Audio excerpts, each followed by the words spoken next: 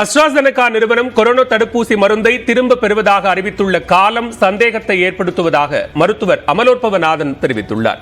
News 8 செய்தியாளர் தமிழரசிக்கு சிறப்பு பேட்டி அளித்த அவர், இந்தியாவில் கோவிஷீல்டு செலுத்திக் கொண்டவர்களுக்கு ஏற்பட்ட பாதிப்புகள் குறித்த விவரங்களை அரசு வெளியிட வேண்டும் என்றார். வணக்கம். ஆஸ்ட்ராசெனகா நிறுவனம் கோவிஷீல்டு தடுப்பூசியை திரும்ப பெறதா அறிவித்திருக்கு. இதற்கு என்ன காரணம்? அவர்கள் கமர்ஷியல் காரணம் சொல்றாங்க, பிசினஸ் காரணம் சொல்றாங்க. இதுக்கும் இந்த மருத்துவ பக்க விளைவான இரத்த கட்டிக்கும் தொடர்பு இல்லைன்னு அவங்க சொல்றாங்க.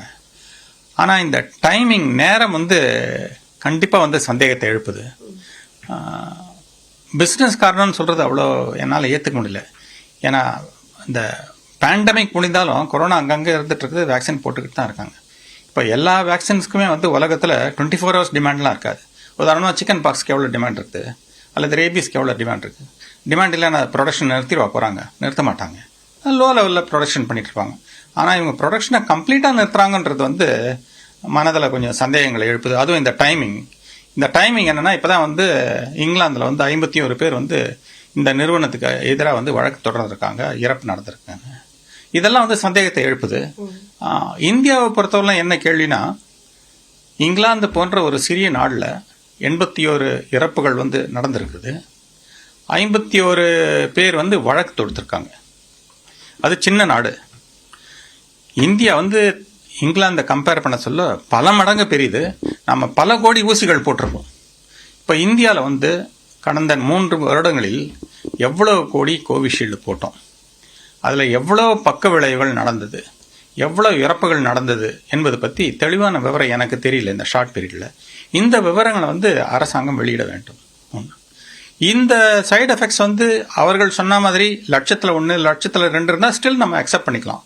ஆனால் அதுக்கு மேலே இருக்குதா இல்லையான்றது அரசாங்கம் நமக்கு விளக்க வேண்டும். அது அரசாங்கத்தினுடைய கடமை. இது ஒரு பக்கம். இன்னொரு பக்கம் ஒரு எத்திக்கல் கொஸ்டின் இருக்குது.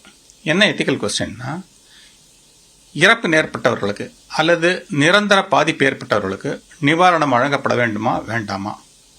அப்படி நிவாரணம் வழங்க வேண்டுமானால் யார் வழங்க வேண்டும்? மருந்து தயாரித்த நிறுவனமா அல்லது அரசாங்கமா? இது போன்ற கேள்விகளுக்கு நமக்கு பதில் வேணும். இந்த கேள்விகளுக்கெல்லாம் பதில் கிடைக்கிற வரைக்கும் இந்த மாதிரி சர்ச்சைகள் தொடர்ந்துட்டு தான் இருக்கும்.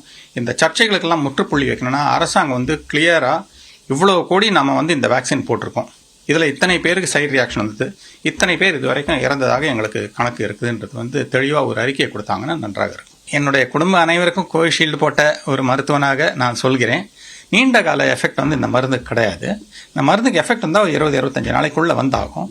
நாம போட்டு வருடக்கணக்கில் ஆயிடுச்சு. ஆகவே இனிமேல் இதை கண்டு யாரும் அனாவசியமாக பயப்பட வேண்டாம். உங்களுடைய நார்மல் வாழ்க்கையை நீங்கள் நடத்தலாம்.